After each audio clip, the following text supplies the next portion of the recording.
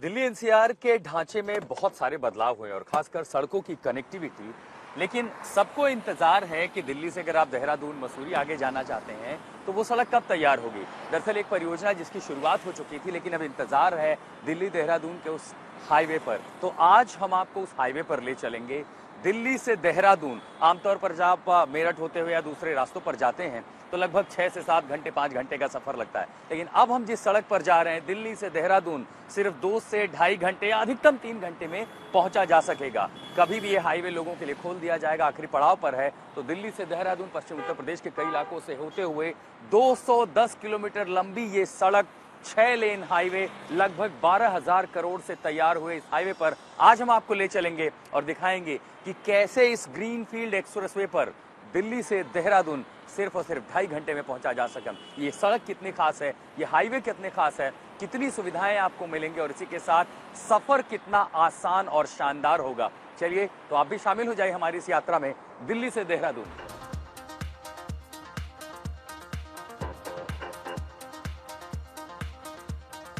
तो दिल्ली से देहरादून के इस ग्रीनफील्ड एक्सप्रेसवे पर हमारा सफर शुरू हो चुका है। दिल्ली के अक्षरधाम के पास दरअसल ये सफर की यहां से शुरुआत होती है और यहां से सड़क दरअसल एलिवेशन है। लगभग 29 किलोमीटर का ये इलाका एलिवेटेड रोड पर है और पश्चिम उत्तर प्रदेश के बागपत और इससे आगे होते हुए फिर हम उत्तराखंड में देहरादून की ओर पहुंचेंगे। तो अब हम अक्षरधाम के पास से एलिवेटेड रोड ले चुके हैं और यहां से आगे सफर शुरू होता है दिल्ली से देहरादून सिर्फ 2.5 घंटे में। मेरी घड़ी में इस समय 8:55 का समय हो रहा है और अब हम एलिवेशन पर शुरुआत कर रहे हैं। ये रास्ता जो आगे दिखा रहा है सहारनपुर देहरादून, दरअसल यही है दिल्ली देहरादून राष्ट्रीय राजमार्ग जो कि हमारा स्वागत कर रहा है।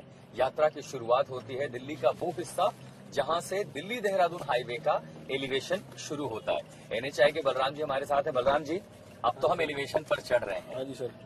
3 लेन इधर है, 3 लेन इधर है। क्या खास इस हाईवे पर हमें देखने को मिलेगा? सर ये 6 लेन का एक्सेस कंट्रोल हाईवे है और एक्सेस कंट्रोल से अगर समझना चाहे तो क्या होता है? एक्सेस कंट्रोल का मतलब होता है सर कि इसमें लिमिटेड एक्सेस रहता है। आप जैसे जो लोकल रहते हैं उनके लिए लिमिटेड एक्सेस रहता है, कहीं कहीं जो कि बीच में से कहीं गाड़ी वाड़ी अंदर ना आ जाए, ऐसे घुस ना सके, तो एक्सेस कंट्रोल का मतलब रहता है। अच्छा देखिए, मैं एलिवेशन पर तो मुझे मजा आ रहा है, जाहिर है आगे रास्ता होगा। रफ्तार कितनी होगी? मैं अपनी गाड़ी कितनी रफ्तार तक चला सकता हूँ इस पर? इसमें 100 किलोमीटर की लिमिट है। 100 किलोमीटर प्रति घंटा की रफ्तार तो काफी ज्यादा होती है। अच्छा, ये जो बेंड है इस तरह के, क्या इस पर शार्प बेंड भी बनाए गए हैं या सीधा हाईवे है? नहीं, बेंड है पर कहीं शार्प बेंड नहीं है कहीं भी। और ग्रीनफील्ड एक्सप्रेसवे क्यों कहा जा रहा है इसको? ग्रीनफील्ड एक्सप्रेसवे सर इसलिए कहा जाता है क्योंकि इसमें मतलब जैसे कि क्योंकि फॉरेस्ट का रिच का एरिया है। फॉरेस्ट रिच एरिया, और ये मतलब ग्रीनफील्ड का मतलब ये होता है पूरा नया अलाइनमेंट बना है ये। अच्छा। जो एग्जिस्टिंग अलाइनमेंट जा रहा है देहरादून, वो NH 790 ओल्ड वाला, उससे हटके पूरा नया अलाइनमेंट बना है। और कितना किलोमीटर ये एलिवेटेड हिस्सा है? एलिवेटेड हिस्सा हमारा ये पैकेज 1 और 2 है हमारे पास। फेज 1 है जी। फेज 1 में हमारे पास अराउंड 19 किलोमीटर एलिवेटेड हिस्सा है जी। और ये जो पैकेज 1 है, फेज 1 है, कहाँ तक जाता है? ये ईपी जंक्शन तक जाता है, जहाँ बागपत ईस्टर्न तक। पेरिफेरल और ये सब ट्रांजिट हो रहे हैं। हाँ हाँ, उधर तक जाता है। और ये इधर से 31 किलोमीटर है, उसमें से 19 किलोमीटर एलिवेटेड है। तो आपको ये भी बता दें कि जिस हाईवे पर हम जा रहे हैं दरअसल 19 किलोमीटर बाद एक पहला जंक्शन आता है। वो जंक्शन इसलिए भी जरूरी है जहां से आप ईस्टर्न पेरिफेरल एक्सप्रेसवे और जो कई कनेक्टिविटी आउटस्कर्ट्स बनाए गए थे कि बाहर से जो बड़ी गाड़ियां हैं वो दिल्ली में प्रवेश ना करें, कि अगर कोई सीधे यूपी से पंजाब जाना चाहता है तो निकल जाए, हरियाणा जाए, वो इसलिए ताकि दिल्ली का प्रदूषण कम हो सके। और ऐसे में ये जो हाईवे है इसकी भूमिका महत्वपूर्ण होगी, क्योंकि दिल्ली से देहरादून अगर आप NH 58 के जरिए आते हैं तो आप हरिद्वार, मुरादाबाद और ये तमाम शहरों से होकर के आते हैं और कई बार वहां ट्रैफिक जाम की स्थिति जब होती है तो गाड़ियों का जो कार्बन इमिशन है वो बढ़ जाता है, तेल की खपत ज्यादा होती है। तो ये जो हाईवे है हजारों गाड़ियों को सीधे दिल्ली से उत्तराखंड पहुंचाएगा। रफ्तार 100 किलोमीटर प्रति घंटा है, ऐसे में कार्बन इमिशन कम होगा, जो डीजल पेट्रोल है उसकी भी बचत होगी, साथ ही प्रदूषण अपने आप कम हो जाएगा। तो एनसीआर के नजरिए से अगर देखें तो ये प्रदूषण कम करेगा। अब यहाँ से दिखा रहा है, देखिए सहारनपुर 182 किलोमीटर है और इसी तरह फिर आगे 210 किलोमीटर की जो जर्नी है वो हम पार करेंगे। रास्ते में बागपत और ऐसे कई सारे पश्चिम यूपी के जो शहर हैं उनसे होते हुए आगे हमारी ये यात्रा सीधे देहरादून की ओर पहुंचेगी। ये जो है दिल्ली से देहरादून के बीच का पहला टोल प्लाजा है। ये कौन सा इलाका है बलराम जी? ये लोनी टोल प्लाजा है। लोनी टोल प्लाजा हम आ चुके हैं। पहला टोल जो है वो आपको लोनी में मिलेगा। तो यहाँ पर जाते कुल कितने टोल होंगे दिल्ली से देहरादून के बीच में? लगभग या आपका जो बेल्ट है बागपत है वहाँ पर हमारा सर ये एक टोल है बस। ये पहला टोल है। दरअसल इस समय बहुत घना कोहरा है। कोहरे को लेकर के हाईवे पर चूंकि ग्रीनफील्ड हाईवे कुछ नया है, कोई नई तकनीक कोई नई व्यवस्था है, कोहरे को आगे जो है फॉग होगा जब 3-4 महीने तक, कैसे क्या तैयारियां यहाँ पर मिलेंगी?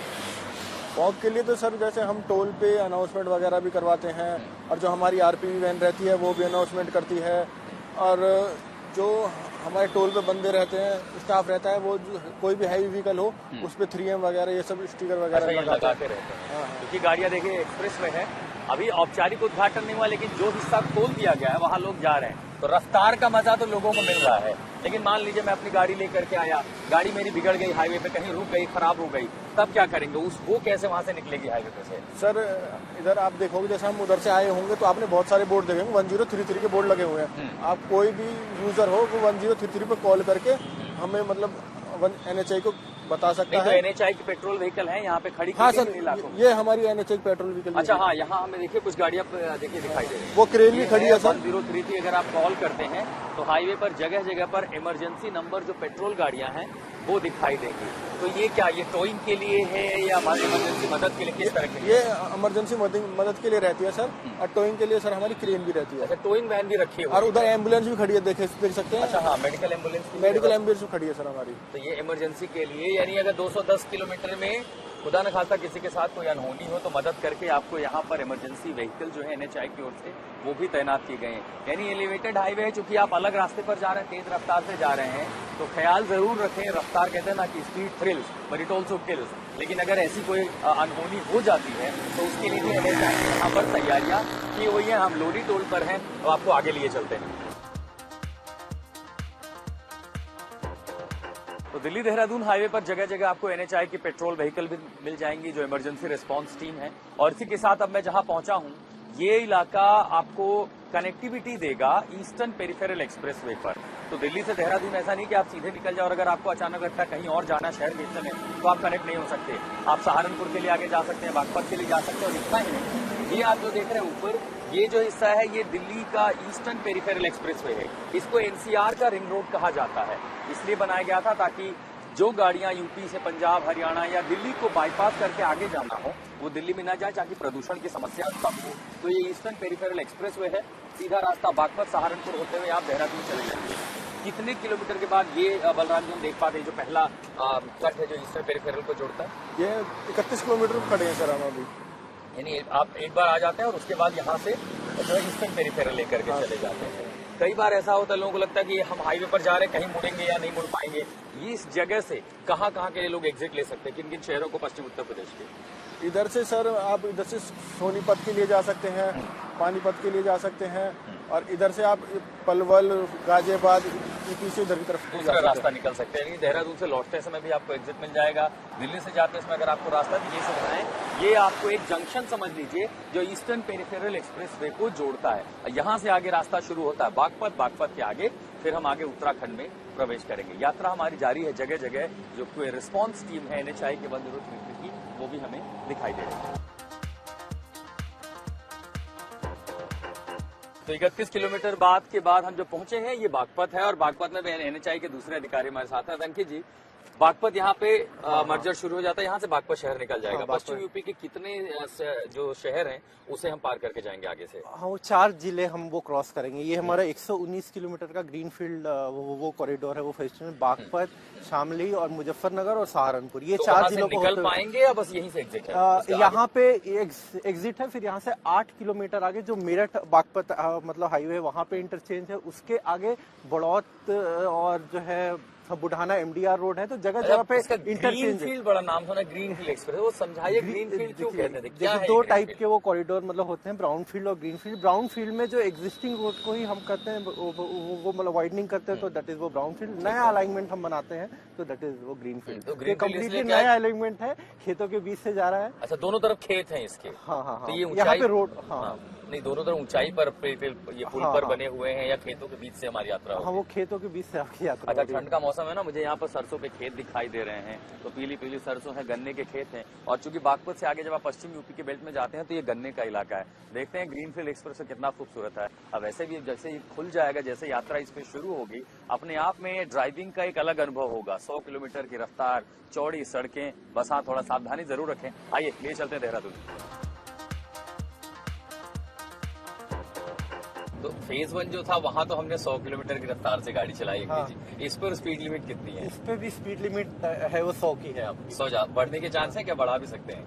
नहीं, अभी तो दैट दिस इज इकोनॉमिक, मतलब वो कॉरिडोर, मतलब नॉट एक्सप्रेसवे नाउ। अच्छा, दिल्ली देहरादून इकोनॉमिक कॉरिडोर, तो Economic- एक्सप्रेसवे पे 120 की स्पीड हम देते हैं, हाँ। But on this economic corridor, this is a 6 lane economic वो कॉरिडोर, तो वो 100 की ही स्पीड अभी इस पे है रखी। अच्छा, इकोनॉमिक कॉरिडोर की वजह से कि एक तो उत्तराखंड हाँ, का अभी मार्केट बहुत अच्छा जुड़ जाएगा इससे। हाँ, हाँ। अच्छा, ये एक और टोल है। हाँ, ये वो काठा मतलब टोल प्लाजा है ये अच्छा, हमारा तो यहाँ पे। लोनी के बाद कितनी दूरी पर मिलेगा ये दूसरा टोल प्लाजा हमें? उन्हीं की दूरी के बाद ये हमारा जो है लगभग यानी लगभग 32-35 हाँ। किलोमीटर अगर हम समझें, हाँ हाँ हाँ, वो तो 30 किलोमीटर 30 किलोमीटर पर, हाँ, तो ये दूसरा टोल होगा। हाँ हाँ, वो दूसरा वो टोल प्लाजा है।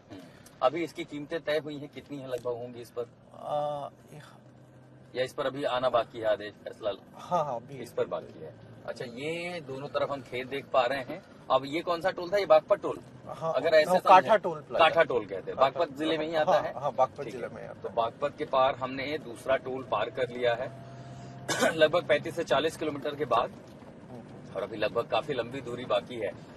क्या 2.5 घंटे में यात्रा पूरी हो जाएगी? बिल्कुल बिल्कुल। हम्म। हाँ, ये 210 किलोमीटर का हमारा है ये दिल्ली से देहरादून, हम्म। तो 100 की स्पीड लिमिट है इस पे, तो आराम से वो 2.5 घंटे में आप 2.5 घंटे पहुंच में जाओगे पूरी हो देहरादून। सकती है। हाँ, लेकिन पूरी जैसे अभी कोहरा है, विजिबिलिटी जो है घट जाएगी, कई बार सर्दियों में दिक्कत होगी, तब उस पर उसके लिए कोई विशेष प्रबंध, क्योंकि ये तो ओपन हाँ, एरिया है, हाँ, हाँ, यहाँ इस फॉग पे- ज्यादा होगी, हाँ, मॉइस्चर हाँ, ज्यादा हाँ। होगा। इसमें हम क्या करेंगे, ATMS हमारा इंस्टॉल रहेगा, और that is the advance traffic management system. VMS हम इंस्टॉल करेंगे वो जगह जगह पे, तो वेरिएबल मैसेज साइन, वो कोहरे के जो है मतलब चेतावनी मतलब देते रहेंगे। वो हमारी रूट पेट्रोल की वेकी रहेगी। रोड सेफ्टी के हम जो काफी सारे वो चीजें वो करेंगे कि मतलब वो कोहरे के साथ भी जो ब्लिंकर्स वगैरह है, वो कैट आइज हमारे, और ये सब जो है ब्लिंकर्स हैं कि वो कोहरे में जो सोलर ब्लिंकर, वो कैट आइज विजिबिलिटी अच्छा आपको वो प्रोवाइड वो आधुनिक करेंगे। तकनीक यहाँ हाँ, लगाई वो जाएगी आधुनिक visibility जो है के वो लिए। तकनीक लगाई क्योंकि जाएगी। जैसे हम खुला That एरिया is, देख रहे हैं, ये यहाँ देखिए visibility- सामने एक आ रहा है, ये VMS आ रहा है, तो ये यहाँ पे इसको हाँ, VMS हाँ, कहते हैं। हाँ, ये जो आगे लगा हुआ है। हाँ, ओवरहेड गैंटी, जो- यहाँ पे आपको आगे मतलब वो कोहरा है, या जो भी आपको हमें इंस्ट्रक्शंस मतलब रोड यूजर को पास वो करने हैं, वो सारे इस पे हम आएंगे, और ब्लिंकर्स वगैरह रहेंगे, तो और ये मतलब monitoring विजिबिलिटी जो कंट्रोल रूम है वहाँ से हाँ monitor हाँ, वो होते कंट्रोल रूम से मॉनिटर रहेगी, रूट मतलब पेट्रोल व्हीकल वगैरह के थ्रू। रहेंगे। क्योंकि आमतौर पर सबसे ज्यादा देखते हैं कि हाईवे लोगों को मिलता है, कई बार वो रफ्तार पर काबू खो बैठते हैं, और फिर क्या होता है कि 100 हाँ हाँ, तो 150 इस पे हमने जगह जगह पे स्पीड के वो कैमरास वगैरह लगे रहेंगे। ट्रैफिक अगर स्पीड लिमिट का अगर होगा वायलेशन, तो उसको डिटेक्ट करके वो चालान वगैरह कितना issue चालान करें। होगा ये तो बता दीजिए। हम ये सबको कई जगह बार जगह शौक होता जैसे है रफ्तार का। अलग अलग, जैसे यूपी वो हमारा वो क्या होता है, वाहन वो पोर्टल है यूपी स्टेट का, मतलब हरियाणा यूपी अलग अलग स्टेट मतलब मोटर तो बेस एक्ट है उसके उसके MV एक्ट के तहत हर ही स्टेट आएगा। के मतलब नॉर्म्स है, दैट विल बी वो चार्ज स्पीड पर तो 2000 रुपए का आता है चालान। तो याद रखें आप लोग, अगर आप दिल्ली देहरादून ड्राइव कर रहे हैं, गाड़ी को 100 किलोमीटर के नीचे रखेगा, 2000 रुपए का चालान आएगा। और जगह जगह हमने देखा CCTV कैमरे लगे हैं यहाँ हाँ पे। हाँ हाँ, बिल्कुल तो लगे ये camera install speed monitor sensor कैमरे हैं या मैनुअल चालान होगा?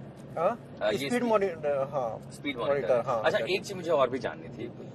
अचानक आप देख रहे हैं कि ई व्हीकल पर सरकार का जोर है, हम चाहते हैं कि ई व्हीकल्स आए, लेकिन मुझे भी डर लगता है कि मैं देहरादून की अपनी ई गाड़ी खरीदूं, वो 200 किलोमीटर जाएगी वापस आएगी, चार्ज होने की व्यवस्था है नहीं है, तो क्या हाँ हाँ, करेंगे? क्या उसके लिए? जगह जगह पे लगभग हर 30 किलोमीटर पे वे साइड एम्यूनिटीज हमने वो प्रोवाइड की हुई है। वहाँ पे होटल, रेस्टोरेंट, खाने पीने की वो सुविधा, trauma centre, e charging centre, वहाँ पे हर 30 किलोमीटर पे ये सुविधा मतलब लोगों को उपलब्ध होगी यहाँ पे। अच्छा, मतलब फंस गए तो मदद पहुंच जाएगी। हाँ हाँ, बिल्कुल बिल्कुल पहुंच जाएगी। गाड़ी मान लीजिए अगर बैटरी बंद हो गई, हाँ हाँ हाँ, तो बिल्कुल आप क्या है 1033 हेल्पलाइन मतलब नंबर है NHAI का। रूट मतलब वो पेट्रोल वो हमारी वो गाड़ियां जो है वो कभी भी आप उस पे वो कॉल करने पे इमीडिएट वो लोग वहाँ पे आ जाते हैं और आपको जो है आपको खाने चार्जिंग पीने का रेस्टोरेंट में 35-40 किलोमीटर आगे भी कुछ बहुत ज्यादा कब तक मिलेगा खाना पीना? नहीं, देर इज अभी एक पीछे था वे साइड एम्यूनिटी, ये हमारा एक और इंटरचेंजेस है। अच्छा। यहाँ पे जो मेरठ मतलब बागपत ये नेशनल हाईवे है, जोड़ा जाएगा। उसको यहाँ पे एंट्री एग्जिट के है पॉइंट यहाँ पे। अभी पीछे हमारा वो काठा में ही वे साइड एम्यूनिटी जो है वो कंस्ट्रक्ट मतलब हो रहा था, और वगैरह होते हैं। हाँ हाँ, हर मतलब रेस्टोरेंट मतलब ये भी जल्दी तैयार हो जाएंगे। हाँ, देहरादून के बीच में कितनी जगह ऐसे जो एम्यूनिटीज है वो मिल पाएंगे? हाँ हाँ हाँ, हर 30 किलोमीटर पे आपको, जैसे मैंने वो बताया, वो काठा में है। आगे हमारा जो है मतलब 30 किलोमीटर आगे एक और वे साइड एम्यूनिटी आएगा जो कि बागपत जिले के ही बिजरौल गांव में है। उसके आगे फिर वो जो है वो मुजफ्फरनगर में है, मतलब 30 किलोमीटर आगे। तो हर 30 किलोमीटर पर दिल्ली से देहरादून के बीच आपको खाने पीने के लिए सुविधाएं होंगी, रेस्टोरेंट होंगे। अगर आप रिक्शा ला रहे हैं तो वहाँ पर आपकी गाड़ी चार्ज होगी, और इसके साथ साथ ट्रॉमा सेंटर है, फर्स्ट एड की जरूरत है, इमरजेंसी मेडिकल रिस्पॉन्स चाहिए। ये सारी व्यवस्थाएं दिल्ली देहरादून के इस ग्रीन फील्ड एक्सप्रेस वे पर आपको मिलेंगे। लेकिन तब तक देखिए, कोहरे ने थोड़ी खूबसूरती कवर की है, लेकिन फिर भी ये लैंडस्केप आपको ये जरूर बता पा रहा है कि दोनों तरफ खेत हैं, हरियाली है। और मान लीजिए मौसम थोड़ा ठीक हो तो शीशा खोल के जो मजा आएगा वो ड्राइविंग का अनुभव अपने आप बदल देगा। क्यों सर? बिल्कुल, इतना तो अनुभव बदल जाएगा अंकित जी। अच्छा ये बताइए, वो बहुत सारे लोगों ने जो एसयूवी वगैरह खरीदी है ना, उसमें वो सनरूफ है, सनरूफ लगा के अगर गए इस पर, तब सनरूफ खोल करके अगर बच्चा खड़ा हो गया गए मजे करने, तब बिल्कुल बिल्कुल जा पाएंगे कि नहीं जा पाएंगे सनरूफ लगा करके? मतलब लोग लेते हैं इसीलिए कि हम लैंडस्केप देख पाए। रफ्तार पर नियंत्रण रखे, बस खाली रफ्तार पे नियंत्रण रखे। अच्छा एक चीज मुझे बताइए, सबसे महत्वपूर्ण सवाल मेरा ये है, खेत हैं तो यहाँ पर आवारा पशु होंगे, नील गाय होंगी, वो सब का खतरा बहुत ज्यादा होता है कि अगर आप 100 की स्पीड में गाड़ी चला रहे हैं, रात का समय है, उनके लिए क्या आपने बिल्कुल हमने इसीलिए इसको, ये हाई एम्बैंकमेंट है, आप ये देख रहे होंगे कि लेवल का अंतर है, ये कम्प्लीटली एक्सेस जो है वो कंट्रोल है। नो एंट्री एग्जिट मतलब अलाउड ऑन दिस। अच्छा, कोई भी गाड़ी कहीं से बाहर नहीं आ सकती? हाँ हाँ, कोई वो गाड़ी या पशु कोई भी यहाँ पे एंट्री नहीं कर सकता है। आपको एक मन में जरूर ये ख्याल आएगा कि जब हम हाईवे पर जा रहे हैं, कई बार हमने देखा है कि आवारा पशु आ जाते हैं, नीलगाय आ जाते हैं। तो दिल्ली देहरादून में जब आप बागपत से आगे देखिए, हम आगे जब बढ़ रहे हैं, ये सड़क ऊंचाई पर है, खेत का हिस्सा काफी नीचे है, सड़क ऊंचाई पर है, और वो इसलिए है ताकि जो आवारा पशु हैं वो हाईवे पर ना आए। इसी के साथ साथ कई बार आप देखते हैं कि छोटे शहरों से गाँव के इलाके बाइक आ गई, सड़क आ गई, हाईवे पर चले आते हैं, और रात के समय में दुर्घटनाएं होती हैं। वो ना हो, आपकी रफ्तार पर असर ना पड़े, समय खराब ना हो, दुर्घटनाएं ना हो, उसके लिए ये जो हाईवे इसको ऊंचाई पर बनाया गया है। ऊंचाई के साथ साथ बैरिकेडिंग जो आप देख रहे हैं, मेटल जो प्रोटेक्शन लगाई गई है कि आवारा पशु भी ना, ये देखिए पूरा का पूरी जो सड़क है वो जमीन से काफी ऊंचाई पर है, ताकि दिल्ली से देहरादून की दूरी समय कम बचे ही, दुर्घटनाएं ना हो, जो यात्री हैं वो सुरक्षित हों, और नीलगाय या दूसरी ऐसे जो जानवर जो अक्सर हाईवे पर आ जाते हैं वो यहाँ तक ना पहुंच पाए। यानी सुरक्षा को बहुत ज्यादा ध्यान में रखा गया है। गले के लमका लग। तो दिल्ली देहरादून हाईवे पर हम जहाँ पहुंचे हैं, दरअसल आगे ये रास्ता मेरठ को और वो करनाल को उत्तर प्रदेश और हरियाणा को जोड़ता है। तो ऐसे कई सारे जो जंक्शन पॉइंट है, मर्जर हैं, चाहे वो ईस्टर्न पेरिफेरल एक्सप्रेस हो या मेरठ करनाल बाईपास हो। लेकिन इसके साथ एक और बड़ी खास चीज दिखाई दी, हम यहाँ पर आए तो पता चला जो लूप है, जो मर्जर पॉइंट के लूप है, वहां पर मियावाकी तकनीक से एक आर्टिफिशियल फॉरेस्ट टाइप बनाया गया है। अब ये मियावाकी तकनीक जो होती है जापान में इस्तेमाल की जाती है, और जापान की तकनीक से यहाँ पर एक आर्टिफिशियल हो, क्योंकि लूप का एरिया है, खाली है, ऐसे होगी तो मिट्टी उड़ेगी, धूल उड़ेगी। अब इसका इस्तेमाल कर लिया गया कि आर्टिफिशियल जंगल बन जाए लूप के साथ साथ। लेकिन बहुत सारी चुनौतियां होती है हाईवे पर, जब आप नई सड़क पर जाते हैं, 100 की रफ्तार है, 6 की लेन है, और खासकर जो पुल होते हैं, कई ऐसे हाईवे हैं जब आप गाड़ी लेकर के जाते हैं वो ऐसा लग रहा है कि बम्पर राइड आप कर रहे हैं, तो गाड़ी खासकर वो जब इस तरह के जो जॉइंट होते हैं वो बहुत नुकसान होता है। अंकित जी बताइए, एक सेफ्टी बहुत चैलेंजिंग होती है, उसके लिए इस हाईवे पर नया क्या मिलेगा जो बताएगा, बचाएगा?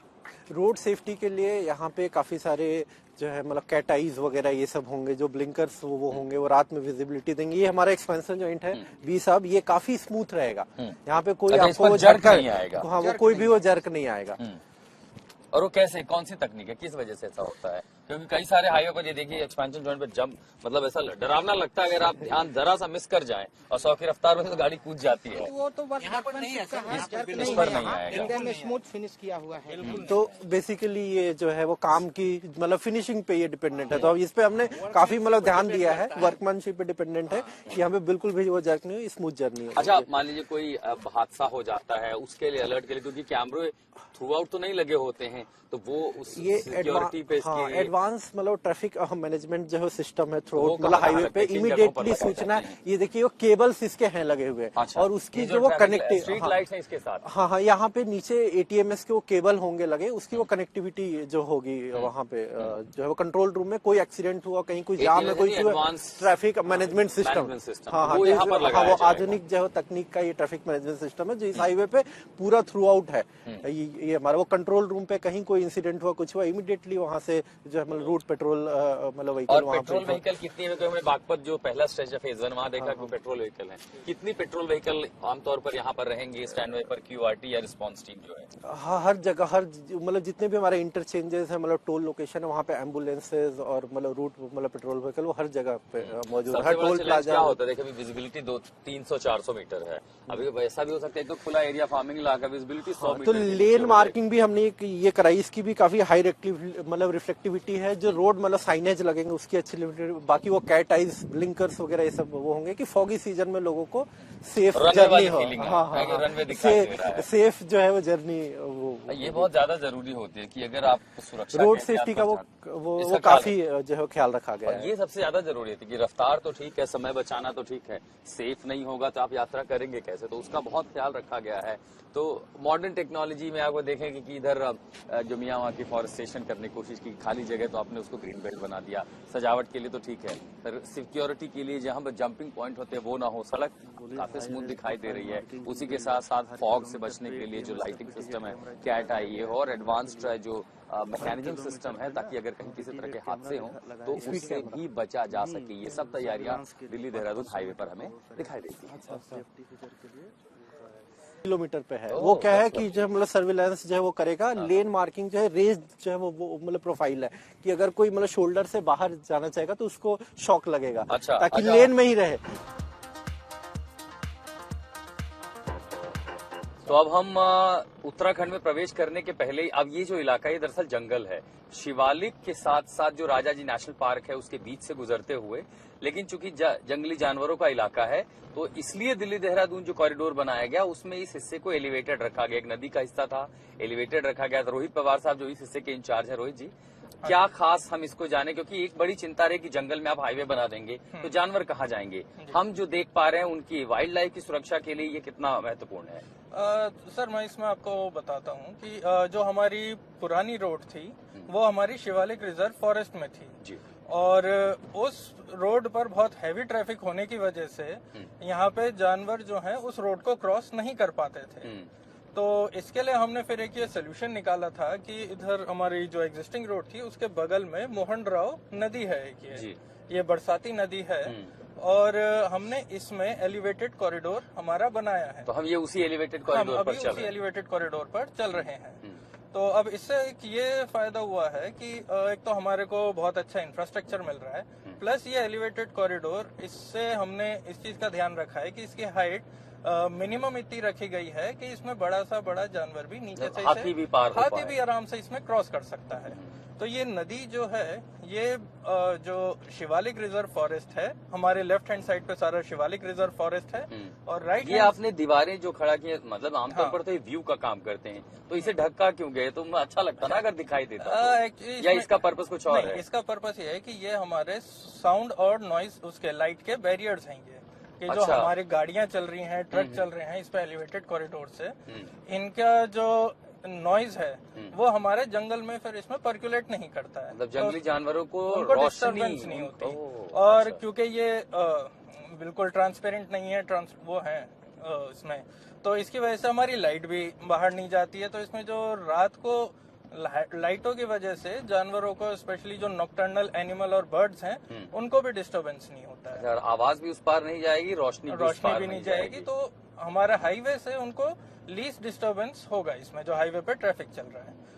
इसके अलावा एक ये जैसे आप देख सकते हैं हमने इसमें ये लाइट लगवाई है। ये किस तरह की कुछ खास लाइटें हैं? ये इसके लिए हमने wild life institute of India को कंसल्ट किया था और उनके साथ हमने काफी सारे इसमें वो एक्सपेरिमेंट करके देखे थे कि कौन सी लाइट सबसे अच्छी है जिससे एनिमल्स को लीस्ट डिस्टर्बेंस होगा। तो ये एक स्पेशल इसी प्रोजेक्ट के लिए हमने स्पेशल लाइट बनवाई थी और इसमें खासियत ये है कि ये लाइट इसका कलर टेम्परेचर ऐसा है कि वो जानवरों को स्पेशली जो बर्ड्स होते हैं उनको रात में लीस्ट डिस्टर्बेंस करेगा और इसकी लाइट जो है हमारे कॉरिडोर से बाहर जाएगी नहीं, वो इसके अंदर ही ट्रैप होके रहेगी। इसमें तो वाइल्ड लाइफ जो है वो डिस्टर्ब नहीं होगी। डिस्टर्बेंस ये किसने डिजाइन किया ये लाइट? ये हमने इसमें बहुत सारे इसमें प्राइवेट उनको कंपनीज को बुलाया था, उनके साथ हमने बहुत सारे अलग अलग तरीके की लाइट इंस्टॉल करके देखी। Wild life institute of India ने भी इसमें हमारा काफी सहयोग दिया और उसके बाद फिर फाइनली जो है ये वाली एक लाइट हमारी इसमें लगाई गई थी। और इसमें जैसा आप देखेंगे जनरली जो हमारी लाइटें होती हैं वो सब उनमें सिल्वर कलर का पोल होता है, बट इसमें wild life institute of India की रिकमेंडेशन पे ब्लैक कलर के पोल लगाए गए। ये कितना लंबा है ये जो एलिवेशन है देहरादून तक जा रहा है? एलिवेटेड कॉरिडोर जो है हमारा दिस इज 12 किलोमीटर लॉन्ग। ये हमारा continuous 12 kilometre long elevated corridor है। और इस पर स्पीड लिमिट कितनी है? स्पीड लिमिट इसमें 100 है। इस पर भी आप 100 पे चला सकते हैं? 100 के लिए डिजाइन है ये कि आप कंटिन्यूस में 100 की स्पीड पर आप चल सकते हैं। और इसमें इस प्रोजेक्ट में इस एलिवेटेड कॉरिडोर के अलावा एक हमने 370 मीटर की टनल बनाई है। जो डाट की देवी मंदिर है उसके पास एक हमने टनल बनाई है।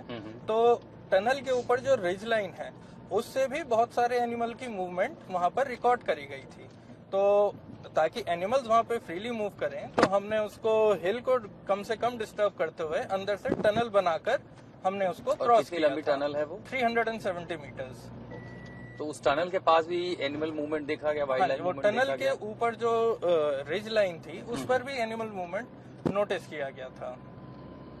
और उसके अलावा जब हम उत्तराखंड में एंटर करते हैं तो उत्तराखंड में हमने 2 एलिफेंट अंडरपास बनाए हैं 200 मीटर। Elephant underpass? हाँ जी। तो हम देख पाते हैं वो रास्ते यहाँ पे दिखते हैं? हाँ वो एलिफेंट अंडरपास? हाँ जी, हम उसी से अभी क्रॉस करते हुए जाएंगे। तो जब बट ये जो नॉर्मल कम्यूटर होंगे जब इससे जाएंगे हाँ, वो इन चीजों को नहीं देख पाएंगे। हाँ, उनको इस चीज के लिए उनके लिए तो एक नॉर्मल हाईवे चलता रहेगा। वो सारी चीजें जैसे अगर आप नीचे जंगल में उतर के देखते हैं तब आपको पता चलता है। और ऐसे भी लोगों को पता लग गया तो फिर ये तो हॉल्ट जोन बना देंगे यहाँ पे। वैसे ये तो नो हॉल्ट जोन है, गाड़ी तो नहीं रुक सकती। आप भी ख्याल रखें जब आप इस पर चलाएंगे दिल्ली देहरादून कॉरिडोर पर, ये रुकने की जगह नहीं, आप यहाँ रुक नहीं सकते कि आप एलिफेंट कॉरिडोर देखने के लिए रुक ले। ये हम आपको इसलिए जानकारी दे रहे हैं ताकि ये पता रहे कि एक हाईवे बनाने के पीछे बड़ी मेहनत की गई है और मेहनत के साथ साथ ख्याल रखा गया है कि जो जंगली जीव हैं उनको नुकसान ना हो, उनकी जिंदगी प्रभावित ना हो। रात के समय में जब वो विश्राम करते हो तब वो कर पाएं, उन्हें एक जंगल के रेंज से दूसरी जगह जाना हो तो स्वच्छंद विचरण वो कर सके। इसके लिए व्यवस्थाएं की गई कि जहां से उनकी पासिंग है, जहां उनका कॉरिडोर है, उसके इलाके को जस का तस छोड़ा जाए, निर्माण का असर वहां पर ना हो। तो आप ये ना सोचे कि गाड़ी लगा के आप कॉरिडोर देखने लगेंगे। तो बहरहाल हम शायद टनल की ओर जा रहे हैं आगे। हाँ जी। अच्छा, हाँ, ये देखिए यहाँ पर वाइल्ड लाइफ ऑलरेडी दिखने लगी है। हनुमान जी प्रत्यक्ष हमें दर्शन दे रहे हैं इन इलाकों में। इसीलिए जब ये निर्माण कार्य किया गया था तब ये देखा गया था कि ये उनका जो आने जाने का रास्ता है, इसीलिए इसको एलिवेशन पर रखा गया।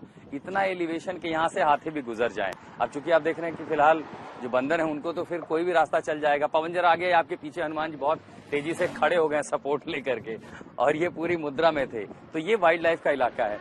ये इस तरह के ऐसे कितने कॉरिडोर हैं रोहित जी जिस पर जो बहुत महत्वपूर्ण थे, जहां पर ध्यान रखा गया निर्माण कार्य के लिए? इसमें जो wild life institute of India के द्वारा जो स्टडी करी गई थी उसमें आइडेंटिफाई किया गया था कि टोटल 10 किलोमीटर का सेक्शन उत्तर प्रदेश में ऐसा आइडेंटिफाई किया गया था जहां पे जानवरों की क्रॉसिंग ऑब्जर्व करी गई। यहाँ से कभी आपने देखा है हाथियों का या उनका किस तरह का मूवमेंट इस तरफ हुआ है? यहीं से आते जाते हैं वो? हाँ, इसमें ड्यूरिंग कंस्ट्रक्शन कई बार हमारे को जो लेबर है उन्होंने बताया था कि मतलब हाथियों का मूवमेंट ऑब्जर्व किया गया था, बट वो ज्यादा हमारे पास आए नहीं कंस्ट्रक्शन के टाइम। और कंस्ट्रक्शन कंप्लीट होने के बाद इसमें कई बार हाथियों का मूवमेंट देखा गया है। ये आपने सुनिश्चित किया कि? हाँ जी। और ऊपर से तो बरसाती नदी भी है, पानी वानी भी आता जाता होगा? हाँ, बरसात में पानी आता है इसमें, बाकी जो है इसमें बहुत कम पानी रहता है। क्योंकि आमतौर पर देखा जाता है निर्माण कार्य में जो इको सेंसिटिव इलाके हैं कई बार उनकी पवित्रता वैसी रही बात है। ये वो लाइट आप बता रहे थे हाँ, wild life institute of India ने डिजाइन की थी? यस। तो ये तो एक तो ठीक है, नीचे गिर रही हैं, हाँ। बट ऐसा कैसे हो सकता है कि ऊपर रिफ्लेक्शन ना जाए, ऊपर खुले इलाके में कैसे फर्क नहीं पड़ेगा? इसमें जो है हमने लाइट जो इनके एलईडी बल्ब थे उनके आगे स्पेशल लेंस लगवाया था। अच्छा। तो उससे क्या उन्होंने क्या किया कि अपना इनका जो लाइट का डिस्ट्रीब्यूशन होता है वो हमारे हाईवे में ही रिस्ट्रिक्ट कर दिया। तो उसकी वजह से जो लाइट है वो रिफ्लेक्ट होकर हाईवे के अंदर ही रहती है, हाईवे से बाहर नहीं जाती है। अच्छा, तो इसके लिए यानी अगर यहाँ के जानवर हैं रात का समय तो उनको वो डिस्टरबेंस हाँ। नहीं होगी। उनको डिस्टर्बेंस। लेकिन यहाँ पर कई सारे ऐसे खुला के जहाँ साउंड बैरियर नहीं लगाया गया है। हाँ, इसमें सर देखिए अब इसमें हमारा काम जारी है। साउंड बैरियर हम इसमें थ्रू आउट इसको कंप्लीट कर रहे हैं। अच्छा, ये पूरा साउंड बैरियर लगेगा? पूरा यहाँ लगेगा पर। इसमें। और इसीलिए दरअसल खुला इलाके, कई बार क्या होता है हाईवे पर आप जाते हैं, जानवरों को खाना देते हैं, उसकी वजह से ये जो प्राणी हैं जो मनुष्यों के बेहद कम करीबी हैं वो आ जाते हैं, उनको लग रहा है कि यहाँ पर खाना मिलेगा, लेकिन होता क्या है कि दरअसल आप उनकी सेवा तो नहीं कर रहे हैं, उनकी ही जिंदगी को आप नुकसान पहुंचा रहे हैं। और ऐसे में कई बार जानवर, देखिए अभी यहाँ एक बंदर है वो सड़क क्रॉस करने की कोशिश कर रहा है, और ऐसे में अगर तेज रफ्तार गाड़ी होगी तो क्या होगा, हादसों को अंजाम दिया जा सकता है। इसलिए बार बार जो वाइल्ड लाइफ अथॉरिटी है वो हमेशा ये कहती है कि जानवरों को इस तरह सड़क किनारे आप खाना न दें। हम देखिए यहाँ 2 गाड़ी रुकी हैं, यहाँ 2 जो है बंदर इस तरह पहुंच गए हाईवे पे, ठीक मेरे पीछे पहुंच गए। कई लोग हैं छेड़ते हैं, उनके साथ आप बहुत नजदीक जाने की कोशिश करते हैं, 2 यहाँ बैठे इस उम्मीद में कि इनको संभवतः खाना मिलेगा, लेकिन ये जानलेवा भी हो सकता है। अब ये खूबसूरत सड़क है, आप वाइल्ड लाइफ को देखते हुए जाएं, जंगली जानवर हैं, इनको इनके हाल पे इनके इलाके में छोड़ दें। चलिए देहरादून चलते हैं। तो अब हम दिल्ली देहरादून हाईवे के चरण 3 में है। देहरादून यहाँ से 65 किलोमीटर है, उसी के साथ साथ देवबंद, गागल, हेड़ी, सहारनपुर का जो इलाका है वो यहाँ से अलग अलग जगहों से नजदीक है। तो अब आप जहाँ पर हैं यहाँ से देवबंद के लिए, सहारनपुर के लिए एग्जिट ले सकते हैं। आप बिल्कुल 2 से ढाई घंटों में ये सफल बहुत मुमकिन है। हमें समय इसलिए भी लगा कि आपके लिए रिपोर्ट लाने के लिए कई जगहों पर हम रुके, हमने यहाँ क्लिप्स रिकॉर्ड की हैं। और ये खूबसूरती देखिए, दरअसल ये ब्राउन फील्ड कहा जा सकता है इसलिए क्योंकि ये पुराना देहरादून की सड़क है जिसका चौड़ीकरण किया गया, इसको 6 लेन बनाया गया, ताकि 6 लेन बनने की वजह से जब आप इसको 6 लेन 8 लेन देखते हैं तो ये सुविधाजनक हो जाती है, ज्यादा से ज्यादा गाड़ियों को अकोमोडेट करेगा। पीछे के जो चरण थे वो ग्रीन फील्ड थे, वो इसलिए क्योंकि पूरा हाईवे नया खेतों के बीच वहाँ लैंड एक्विजिशन हुआ, उसको तैरात किया गया। समय इसलिए भी लगा क्योंकि जमीन अधिग्रहण करना, फिर किसानों का मुआवजा है, कई बार विरोध प्रदर्शन हुआ, उसी के साथ साथ हाई टेंशन तारे यहाँ वहां से गुजरे, उनको हटाना, इन सब में समय लगा। लेकिन अब जब सब कुछ पूरा हो गया है तो कभी भी इसे खोला जा सकता है। और जब ये खुलते ही आप समझिए कि वो जो सफर है वो इतना शानदार होगा कि मैं जब देख रहा हूँ चारों तरफ बेहद खूबसूरत नज़ारे हैं। सड़कों को अच्छे से डिजाइन किया गया है, यहाँ पर सुरक्षा एहतियात के जो है काफी कदम उठाए गए हैं। ये आपको, अगर आप गाड़ी जिगजैग होती है लेफ्ट राइट, अगर आप जाते हैं डिवाइडर के आसपास तो वहां आपको वाइब्रेशन फील होगा। सड़कों पर जगह जगह पर कैट लाइट्स लगाई गई हैं। जो फॉग है, जो कोहरा है, उससे बचने के लिए जगह जगह पर BRM लाइट जो होती है उसकी व्यवस्था की गई है। कहीं आपात स्थिति हो जाए 1033 कॉल करेंगे तो QRT पहुंचेगी, मदद के लिए एम्बुलेंस पहुंचेगी। कहीं कोई हादसा हो गया तो सेंट्रल कमांड यहाँ पर जो CCTV कैमरे हैं उससे लगेगा। लेकिन इन सब के बीच ये जो नजारा है सड़क का, ये अपने आप में बेहद शानदार है। दिल्ली से देहरादून का सफर हमारा जारी, अब से बस कुछ ही मिनटों के अंदर हम उत्तराखंड की सीमा में प्रवेश करेंगे। और ये लगभग 370 मीटर की एक सुरंग है जिसके हम अंदर जा रहे हैं, और बड़ा खूबसूरत है। देखिए वाइल्ड लाइफ का इलाका जो कि जंगल पहाड़ों के बीच में है, तो इसको उसी की थीम पर रखा गया है। यहाँ पर आपको मोर दिखाई दे रहे हैं, हिरन दिखाई दे रहे हैं, और बेहद खूबसूरत लेपर्ड भी दिखाई दे रहा है। यहाँ केदारनाथ मंदिर की भी आकृति है। और जैसे ही ये टनल हम पार कर जाते हैं तुरंत उत्तराखंड में प्रवेश हो जाता है। दरअसल उत्तर प्रदेश और उत्तराखंड की सीमा पर बना हुआ 370 मीटर, और ये इसलिए भी कि ये भी दरअसल एनिमल एक कॉरिडोर है। जानवर इस इलाके से गुजरते हैं तो उनका जो कॉरिडोर है वो डिस्टर्ब ना हो, उनका रास्ता डिस्टर्ब ना हो, इसलिए बाकायदा यहाँ पर टनल बना दिया गया। तो रोहित जी 370 मीटर जो टनल बनाना था, इस कॉरिडोर इसके नीचे है, ऊपर है, और उन्होंने देखा कि इसकी थीम वगैरह बहुत अलग रखी गई है। इसमें जो है ये कॉरिडोर इसमें एनिमल्स का इसके ऊपर है, जो टनल के ऊपर की पहाड़ी है उस पर काफी एनिमल का मूवमेंट रहता है, खासतौर से छोटे मिड जो मध्यवर्गीय हैं जैसे लेपर्ड हो गए। और एक बार इस यहाँ पर टाइगर भी ऑब्जर्व किया गया था कि टाइगर भी इस रिज लाइन को यूज करके राजा जी नेशनल पार्क से शिवालिक फॉरेस्ट में क्रॉस किया है। तो वो रिज लाइन एक बहुत इम्पोर्टेंट कनेक्टिविटी है इसमें एनिमल की क्रॉसिंग के लिए। और अब हम उत्तराखंड की सीमा में आ चुके हैं। अब हम उत्तराखंड में प्रवेश कर चुके हैं। इसके आगे लगभग अब कितना सफर और हो जाता है जब आप देहरादून पहुंच जाते हैं? ये टनल पार करने के बाद लगभग 3.5 किलोमीटर ये हमारा उत्तराखंड में पड़ता है। और इस 3.5 किलोमीटर के सेक्शन में हमने 2 एलिफेंट अंडरपास बना रखे हैं। अच्छा। 200 मीटर के वो एलिफेंट अंडरपास हैं। और यहाँ पर भी एलिफेंट्स का मूवमेंट बहुत ऑब्जर्व किया गया था, तो खास तौर से उनके लिए वहाँ पर ज्यादा हाइट के एलिफेंट अंडरपास हैं, ताकि हाथियों की आवाजाही में कोई रोक टोक। अच्छा, ये मैं देख रहा हूँ, ये पूरा घना जंगल का इलाका है। हाँ जी, ये है विल्सन वन मोटर मार्ग। अच्छा, ये जो है ये फॉरेस्ट की रोड है, देहरादून के वन विभाग का वन फॉरेस्ट विभाग का। ये घने जंगल है। हाँ, ये यहाँ देहरादून का ये साल का जंगल है और बहुत ही इम्पोर्टेंट जंगल है ये यहाँ का, जो कि देहरादून का वातावरण और जो इकोलॉजी है उसको मेंटेन करने में एक इन साल के जंगलों का काफी बड़ा योगदान है। और ये अब हमारा खूबसूरत भी है। मतलब आप सोचिए कि दोनों तरफ आप जंगलों में जा रहे हैं और जंगल के बीच से गुजरता हुआ एक रास्ता। अच्छा, ये आपके लिए मुश्किल होगी कि यहाँ लोग रुके नहीं, क्योंकि अब ये तो सेल्फी पॉइंट बन जाएगा, तस्वीरों का पॉइंट बन जाएगा।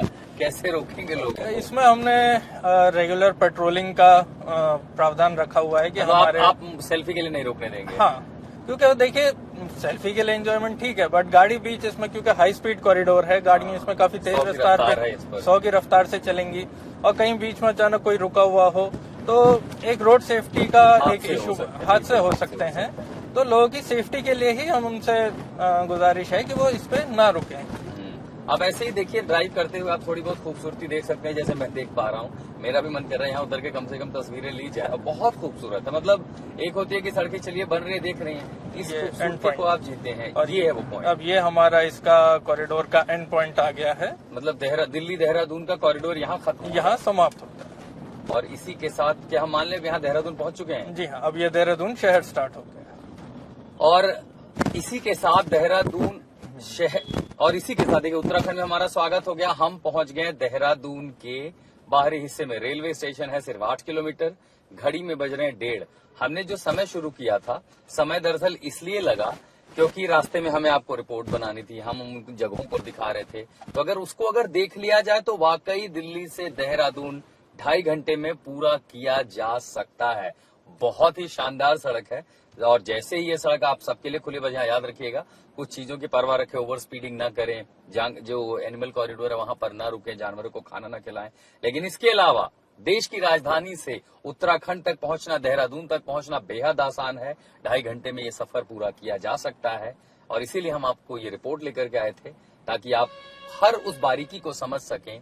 और आधुनिक सुविधाएं भी हैं, टेक्नोलॉजी का इस्तेमाल किया गया है और इसी के साथ देहरादून में हमारा सफर तय होता है। आशुतोष मिश्रा और पवन कुमार के साथ आज तक।